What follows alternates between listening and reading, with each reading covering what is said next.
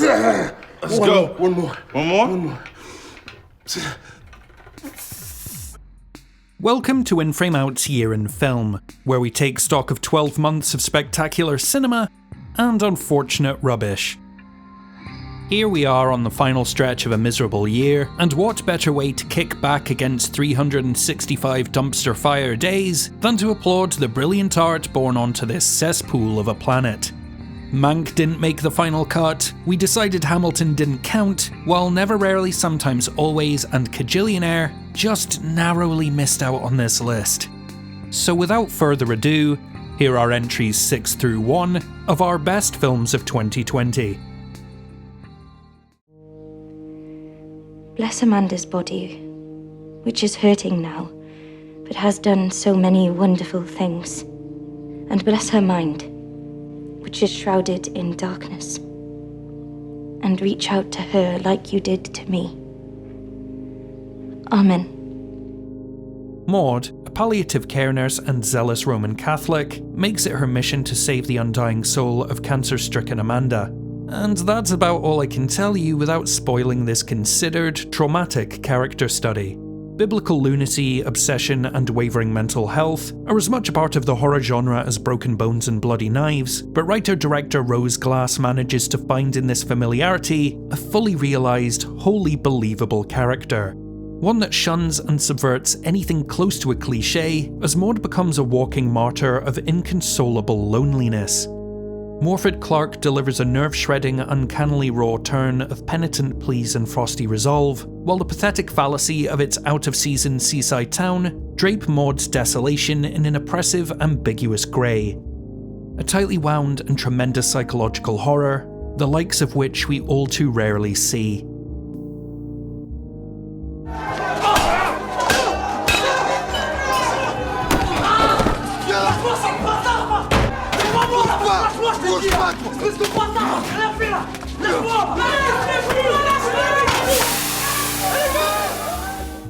Let's get this out of the way. No, this has nothing to do with the musical that happens to have the same title, though it is named for the novel on which those wailing odes to revolution are based. Les Misérables blazes as a polemic against police brutality, racial divisions, and the true cost of austerity and inequality.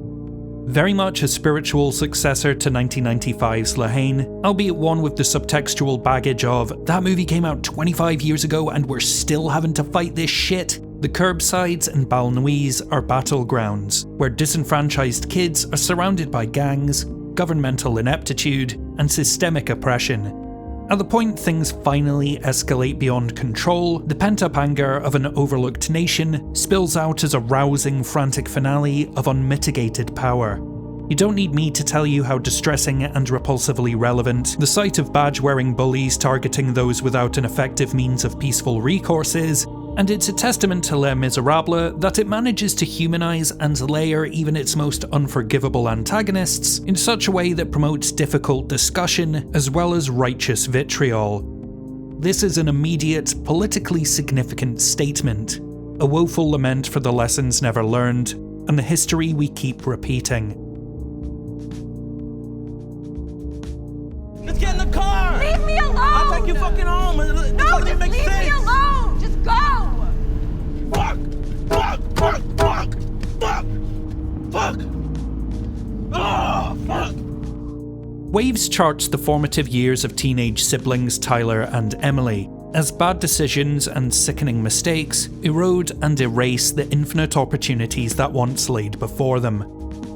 Trey Edward Schultz, proving third time's the charm after the exemplary Krisha and It Comes at Night made him one of A24's MVPs, articulates the uncertain despair and toxic expectations of youth better than any American feature since Friday Night Lights.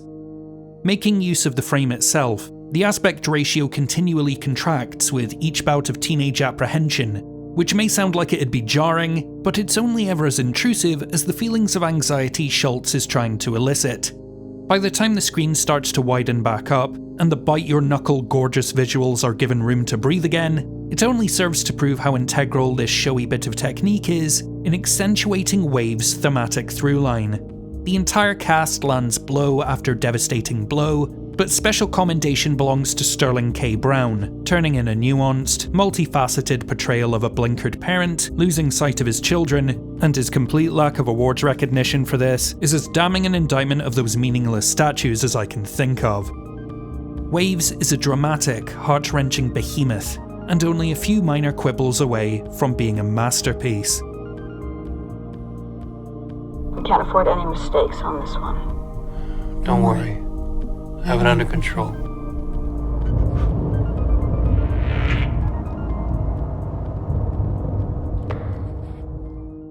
Quantum Leap meets Hitman in this heady, retch-inducing descent through psychic despair, where assassins telepathically possess strangers and use their bodies to execute a designated target. Brandon Cronenberg is most definitely cut from the same cloth as his father when it comes to gooey practical effects, concerns about invasive biotech, and the psychosexual subversions of human flesh, but Possessor is a striking, stomach-churning beast of its own intellectual burdens. Gender dysphoria and the technological erosion of the soul claw and contort beneath the hypnotic plasticity of its sterile presentation. That is, until the calm surface ruptures and spills right into your lap. Possessor is a brilliant feast of conceptual cleverness and visual invention. It's also pathologically violent. Its arterial sprays and savage stabs presented with the kind of bludgeoning, extreme forensic detail that'll have even the most desensitized covering their eyes. Yet, I never found its more excessive gore off-putting or overly vulgar. These sequences, most of which I can't show you without risking this channel getting shut down, are sickening because you're supposed to feel sickened. For a film that seeks to invade the very notion of who we are, it's only right to walk away from it with a moderate sense of disgust.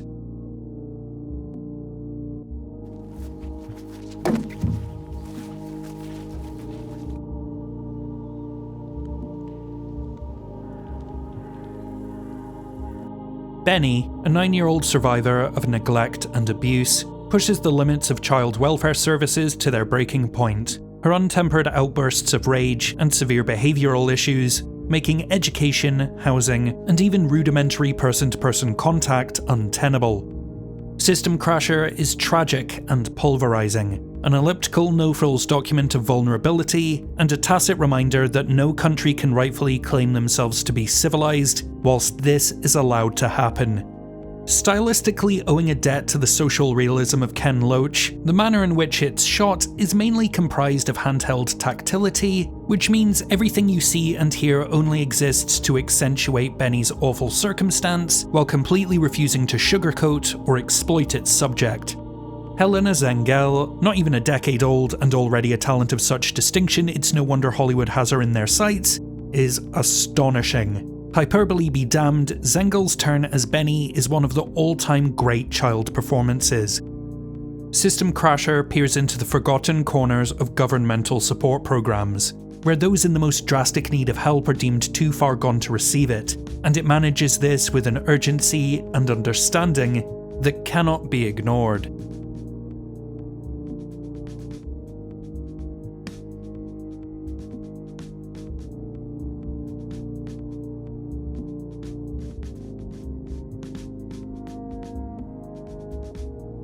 With stolen glances of burgeoning attraction, and the armour-down trepidation of first loves and losses, Portrait of a Lady on Fire is a fleeting silhouette of sincerity and an exhilarating rush of blood to the heart.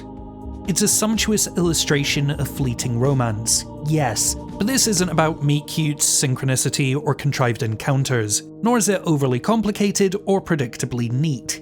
This is a tapestry of pristine, gorgeous production design and empathetic filmmaking. A film that strikes the miraculous balance of peerless technical precision and organic, free-spirited abandon. Each alluring moment and seductive stare owing its vitality to a screenplay of captivating intelligence and cinematography where every frame could truly be a painting. Avoiding the pitfalls of male gaze salaciousness without stripping the sexuality and sensuality from its more nakedly intimate moments, every breathless beat simmers with an intoxicating desire. by all but removing masculinity from in front of the lens, though the setting is undoubtedly one of more repressed patriarchal ideologies, we get a fluid look at femininity and attraction without intrusive reminders of how any of this may compare to heteronormative flirtation. Portrait of a Lady on Fire is a fleeting, unforgettable dose of what it feels like to be in love. It's the crown jewel of Céline Sciamma's stellar filmography, Claire Mathon's most peerlessly photographed work to date, and Nomi Merlan and Adèle Haenel are utterly enchanting as the two leads. I ached with every display of unfurling fragility, and by its flawless lump-in-the-throat epilogue, I was an inconsolable wreck. For all those reasons, and more than I can mention, Portrait of a Lady on Fire is In Frame Out's Film of the Year.